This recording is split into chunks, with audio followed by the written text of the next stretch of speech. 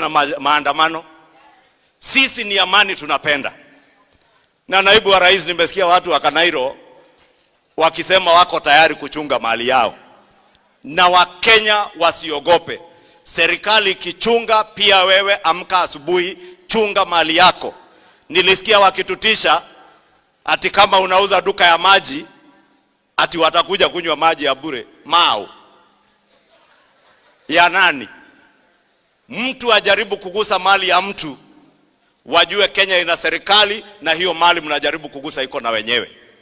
La mwisho, kwa ndugu yangu aliyekuwa rais wetu, kama unataka kuheshimiwa, heshimu wengine.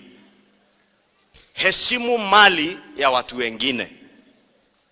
Usipoheshimu mali ya watu wengine, sisi wa Kenya wa hapa Mount Kenya tuko na maswali mingi ya zile mashamba kubwa kubwa mumejishikia, tukianzia na hapo Thika Road Nairobi, hapo Ruiru.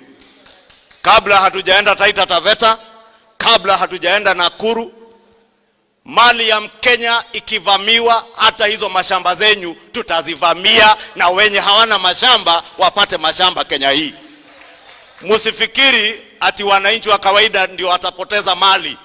Even you will pay a price if you continue to instigate violence and bloodshed in this country.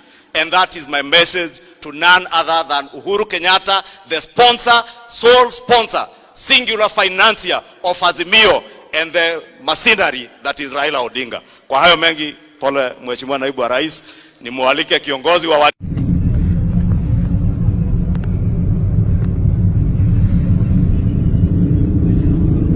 guys are breaking into the Uhuru Shamba upper bypass. The Mungiki guys who have been dropped upper bypass, I don't know, by politicians. Ni wengi sana. They are breaking into North Gate, or rather